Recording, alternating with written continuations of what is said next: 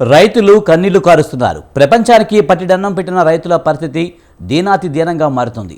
అంబేద్కర్ కోనసీమ జిల్లాలో రైతులు అటు ప్రకృతి విరయాతాండవానికి, ఇటు ఏలికల నిర్లక్ష్యానికి బలవుతున్నారు. చుట్టూ గోదావరి, వశిష్ఠ నదులు ఉన్న పొలాలకు నీరందక రోధిస్తున్నారు.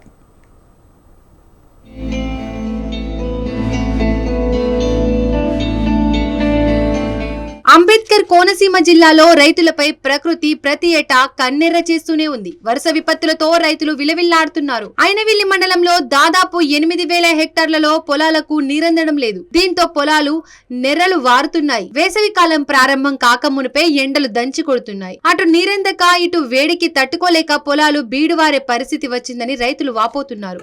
మాది అంబేద్కర్ కోనసీమ జిల్లా ఐనవిల్లి కొత్తపేట మండలం ఓడపాలెం తాలూకా. మాది వ్యవసాయ భూమి ఐనవిల్లి మండలం వెల్లాలపల్లి గ్రామంలో ఉంది. ఈ భూమికి నీరు అందక నాట్లు వేసుకుంటాం లేట్ అయింది. ఇప్పుడేమో నీరు 45 రోజులు అయింది ఊడిసి.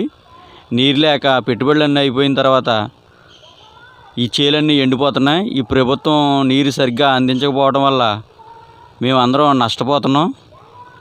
దీన్ని నీటి సంఘం వాళ్ళు చూసుకోవాలని చెప్తున్నా పట్టించుకోవట్లేదు. బోధులు బాగు చేయించట్లేదు, ఏమీ చేయట్లేదు. నీరు కింద వాళ్ళకి అందట్లేదు. అసలు మా చేలన్నీ బీడ్లు బారిపోయినాయి, నెరలు కొట్టేసినాయి.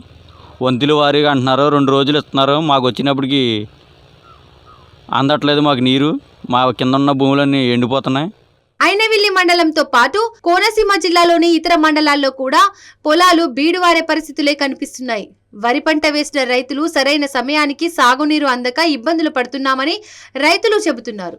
ఈ పరిస్థితుల్లో యాసంగి పంట పండించడం కష్టమేనని రైతులు చెబుతున్నారు.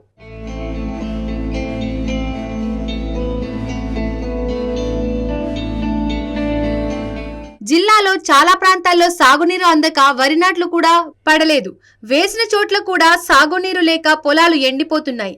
దీనికి తోడు ఇరిగేషన్ శాఖలోని కొందరు ఉద్యోగులు చేతివాటం కారణంగా దిగువ ప్రాంతాల రైతులకు చుక్క నీరు కూడా అందడం లేదని రైతులు ఆరోపిస్తున్నారు. ఎండల కారణంగా భూగర్భ జలాలు కూడా అడుగంటుతున్నాయి.